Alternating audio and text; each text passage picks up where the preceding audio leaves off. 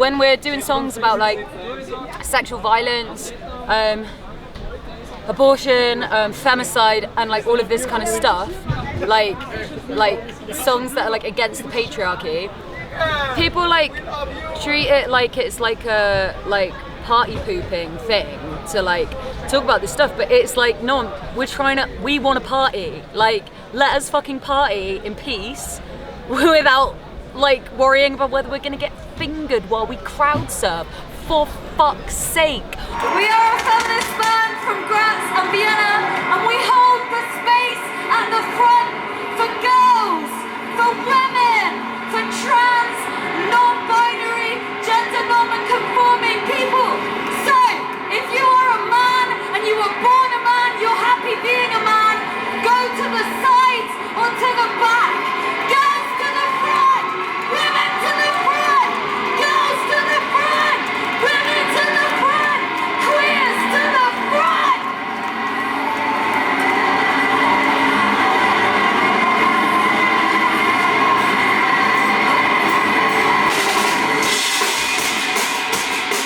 Let's fucking dance!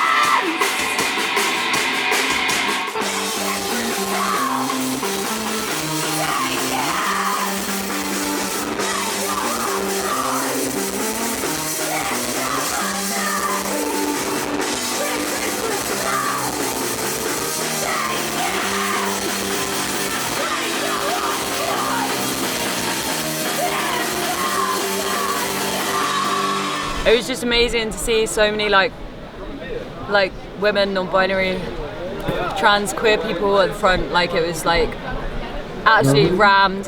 There was a pit. It was fucking great. Like I loved it. And there were like loads of kids. Well, not loads of kids, but like 3 kids, which is more kids than we usually have at the front. And that was really cool as well. It was fucking great. I had a little crowd surf. Yeah, it's great. It's really cool. Yeah, we always try and hold the space at the front for women, non-binary, like trans people, like basically anyone that's not a cisgender man. I don't want like male violence essentially to be like reproduced in whatever way at our shows. We've been doing that for a really, really long time. I can't say when it started, but it was inspired by Riot Girl, by like Girls to the Front, but like trying to expand it to make it more like trans inclusive and stuff. And yeah, I mean, it changes the show. We hold these demonstrations every month because every single month, men kill some of us in Austria, and it is the same in every country in the fucking world. We need everything to fucking change. Femicide is about power, it's about control, it is about ownership, but you don't own us! We owe you nothing! So from Graz to punk rock holiday, from Rojava to Latin America, Xinjiang, Azadi, keine einzige weniger, nicht die Urteile, Antworten für alle, nicht oder Männer! You don't own us! You don't own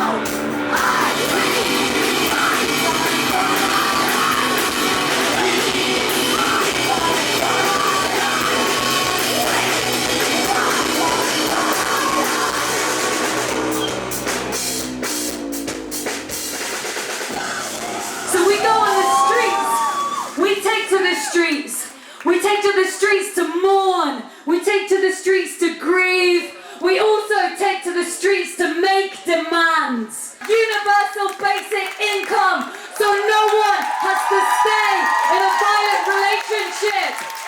Safe housing, better sex and relationship education in our schools, the same in every fucking workplace. The media should stop blaming us for our own murders.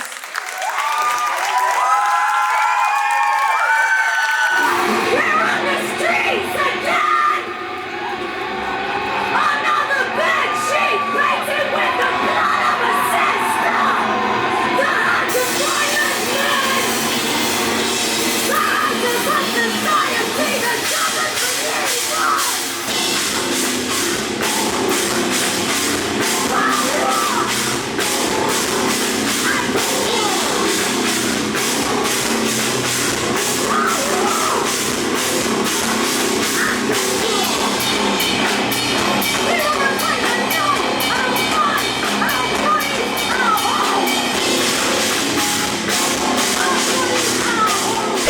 like, I've been thinking about it recently, like, it's also about bodily autonomy, right? Like, a lot of what we're singing about is to do with bodily autonomy. And like, in that sense, we're like holding the space for people who have their bodily autonomy attacked all the time to just be able to dance. We'll always try to do it. It can be scary sometimes holding that, but it's so worth it. The topic of this next song is also about the right to choose who sexually touches our bodies and how and when. It is about consent. And yeah, there's a lot of really fucking hot people walking around in their swimwear at this festival, and that does not give you a right to touch any of them without their consent. People like treat it like it's like a party pooping thing to like talk about this stuff, but it's like, no, we want to party. Like, let us fucking party in peace without like worrying about whether we're gonna get fingered while we crowd surf, for fuck's sake, or break our fucking noses or whatever. Like just let us fucking party. We want to party. Like, ultimately, that's what it's about. Like, no, it's about so much more than that, but like, let us party too, you know? But I can't dance, it's not my revolution.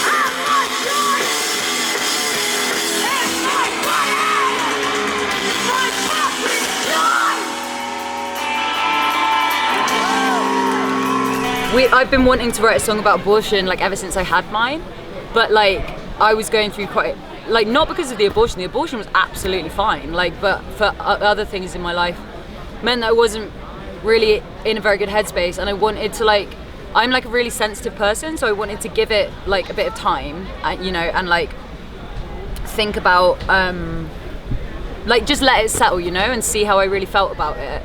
And like the years passed and I was like, no, I'm absolutely fucking fine about this.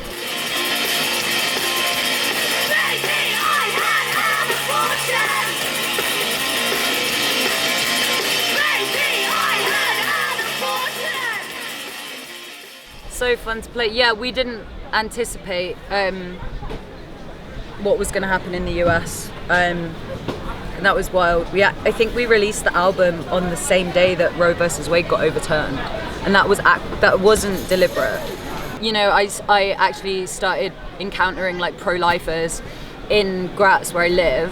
The first time I came across them, it was totally by accident. Like, me and my partner Tom were just like out one Saturday morning having a nice pastry, and like we saw them, and like I didn't realise what was going on at first, and then I saw the like fetuses on the placards, and I was like, what the fuck? And literally, it's like, it's a family thing, but like I saw red, and before I knew it, I was like following them around the streets. Like, this is the middle of the main shopping street in Graz, and I'm just like chasing them around going, I had an abortion and I'm not sorry. Like, and like all of these shoppers are like, some of them were like causing a scene. Some other people had organised some counter demonstrations, and yeah, was doing them for a bit, and like shouting the same thing at them, but like I was just like, do you know what, this is like really serious interaction, and like actually I don't want to dignify them with like a serious response. They're fucking ridiculous. So there's a Claire's Accessories on the main street, and it was like around Halloween time, so I got myself a really slutty devil costume, like little red horns for a little tail, and like was like all set to like get that out at the demonstrations. But then I was on tour and away, and then Corona happened.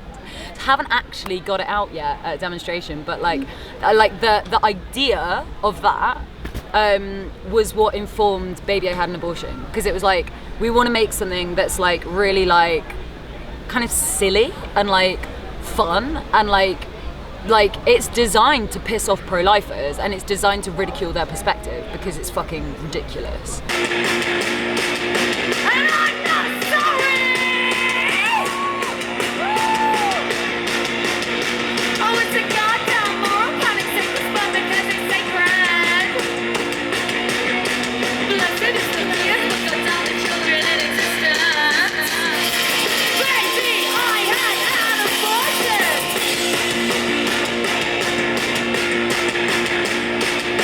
And I'm not sorry!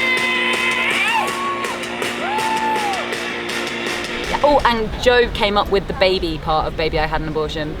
We were sitting in the park trying to figure out new songs, and yeah, he was like, what if we say Baby I Had an Abortion? And I just laughed for like 10 minutes. I was like, yes, fucking yes. So that was Joe. He like, honestly, Joe writes about like 5% of the lyrics in Petrol Girls, but when he does come up with something, mwah, he smashes it. Yeah, it was also like, you know, wanting to do something naughty again, because I also think like another thing I've been talking about quite a lot with this album is because we're such a political band, I felt very pushed into quite a like serious and sanctimonious role within the community, and like obviously I can be very serious about things that I like really care about, like of course, but that's not all of me, and like I'm actually like really silly, really very silly, childish person, and like I wanted to express that side of myself. And yeah, and like I said, I think it's politically useful as well. So it was also about embracing silly Ren as well. So I was like, more bangers about abortion. But yeah, like fuck it, if people write enough of them, let's fucking make a compilation CD, let's like use it to raise money for Abortion Without Borders, let's do it. Like why not? Be sick.